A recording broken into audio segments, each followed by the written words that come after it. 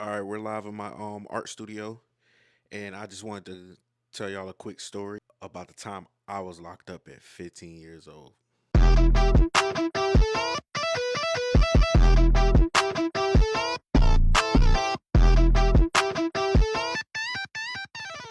Yeah, you heard that right. Sitting in a cell at 15 years old.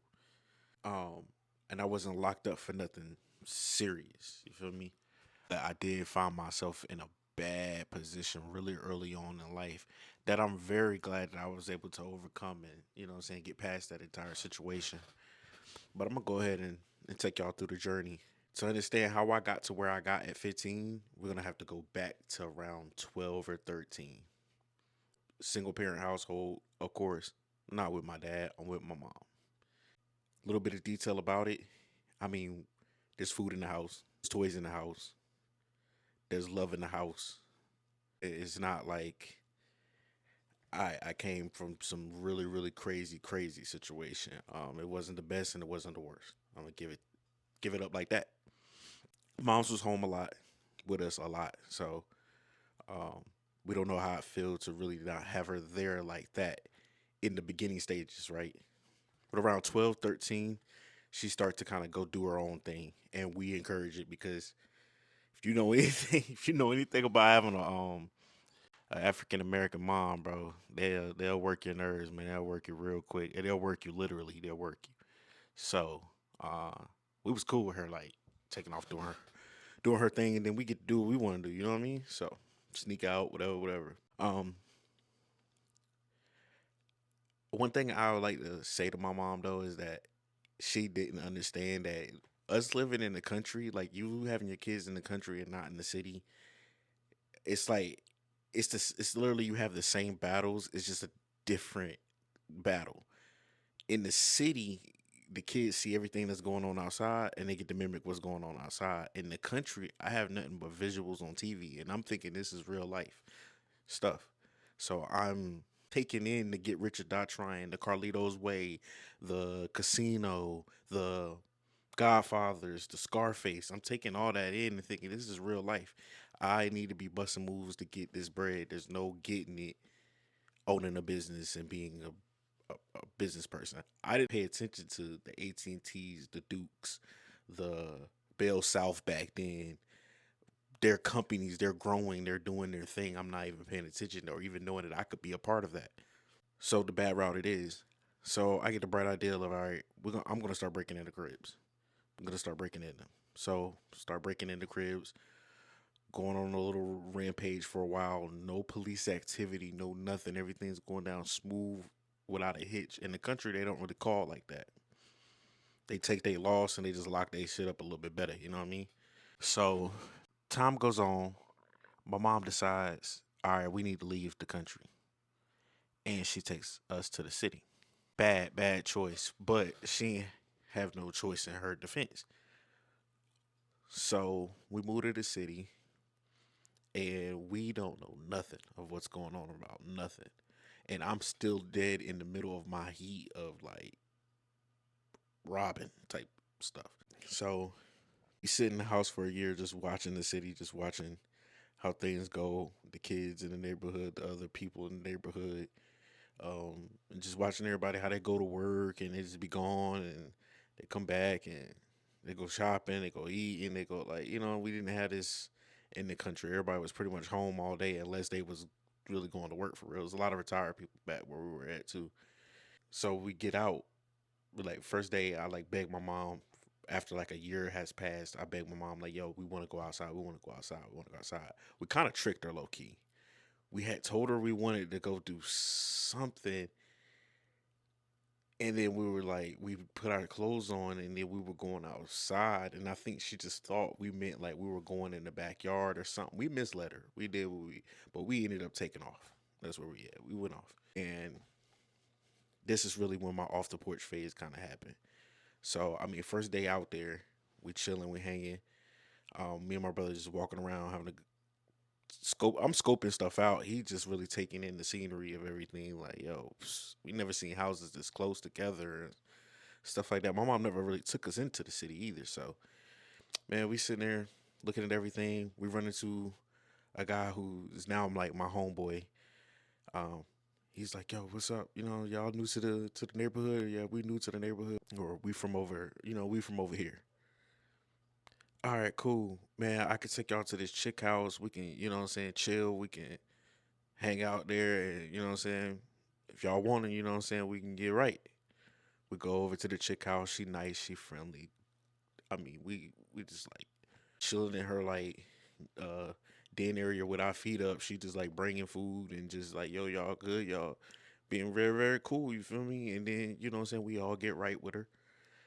And I mean, shout out to her. But we all get right with her and then we all leave. So I'm like, dang, first time in the neighborhood, first time in the city, and I done got right. I done, like, all right, this is type heaven. So some time go on, we start meeting more friends in the neighborhood and stuff. And then in my head, I just start going with like, all right, we gotta start knocking stuff off. Cause now another thing is too, like, there's more women in the neighborhood too. Where I was in the country, we didn't have no girls. Like all my relationships was all school based relationships. Of me doing anything with them was had to be at school. So this is the first time where I got a chick two doors down. I got a chick over on that side. I got a chick down in the back of the neighborhood. So I'm like, all right, I want to stay fresh and impress these ladies or whatever. You feel me? Just stay up on my game. So I start trying to knock stuff off. So start knocking stuff off. We get three, four cribs real quick. Um, coming up a little bit. Then we mess around and meet some kids that are literally like our age and identical. Me and my brother is like a year apart. They're like a year apart, and they on the same type time as us. So we all link up together. We're gonna start just running through the neighborhood section by section. When we think we're smart, just jumping. Oh, over here, then back there, then way over here. You know what I'm saying? Thinking like it's pretty decent, big like type neighborhood. So like, all right, and we were good. They couldn't figure out what was going on. It was just like you just couldn't really figure it out until like we kind of me and my brother kind of backed out of it for a little bit. We're like, all right, everything getting hot. We kind of got what we want. We got money. We got devices. We got whatever newest game systems, new whatever we want, bro. So I always had a chill point. Get to the chill point, and then they didn't get to the chill point. The two other guys, they didn't get to the chill point at all. They started hitting the spots right next to us, to where me and my brother lived, literally. So if you can imagine, that's something we never did. We never played with our block. It didn't make sense. They lived technically a block over, so they considered it not their block. They start hitting stuff. That's when it starts getting hot. That's when everything gets traced back. We getting watched. Then the feds finally hit us.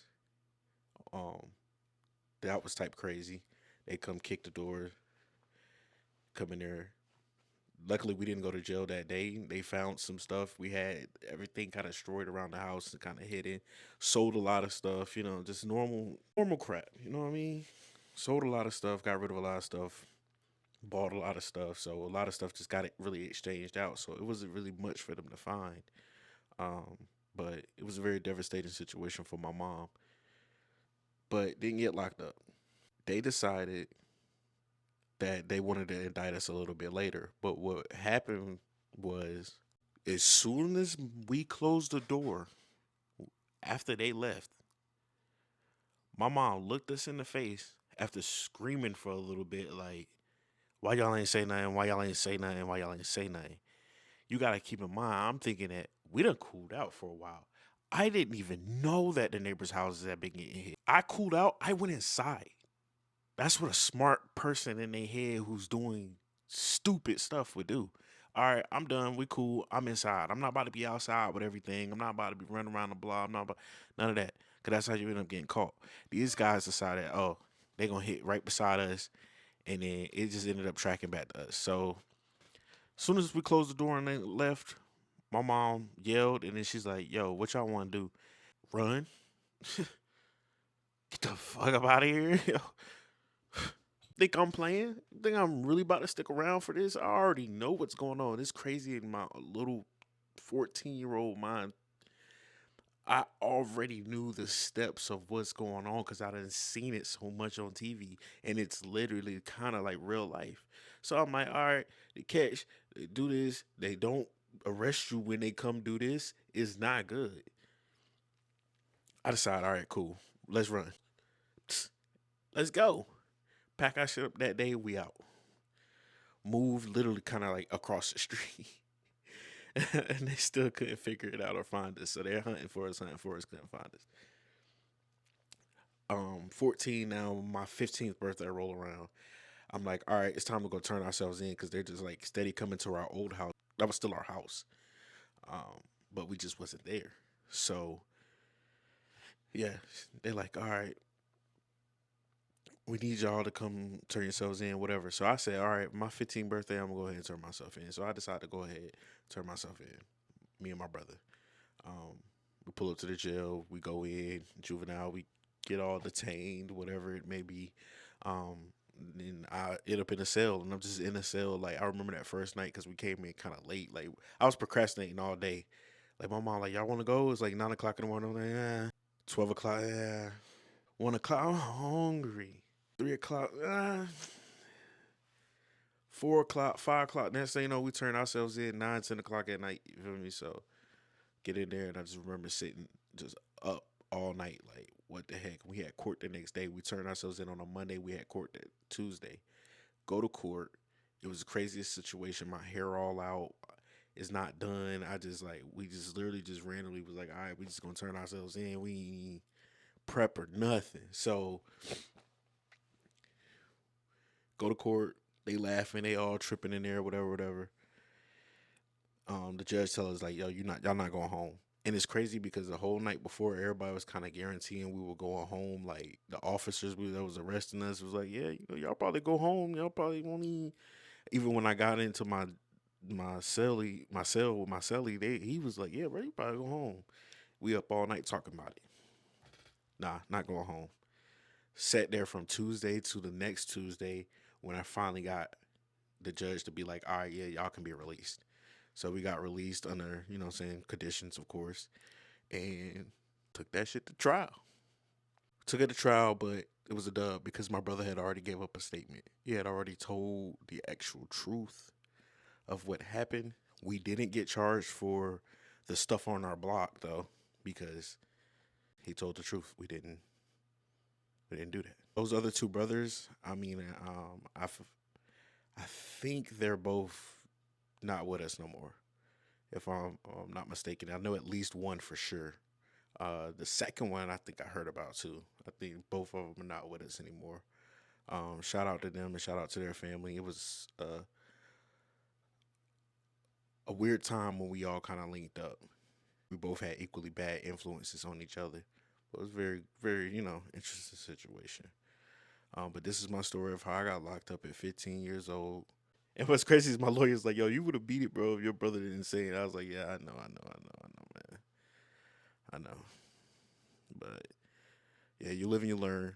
Locked up at 15, free now, you know what I'm saying? Living my life. So that's the end of the video right there. Don't forget to like, comment, and subscribe to your boy. New channel, new things. I'm gonna be pushing it. Going live from my art studio. I might show y'all my art one day. I'm a little picky about my art, but I might show y'all. I might show y'all something. A little something, something. A little something, something.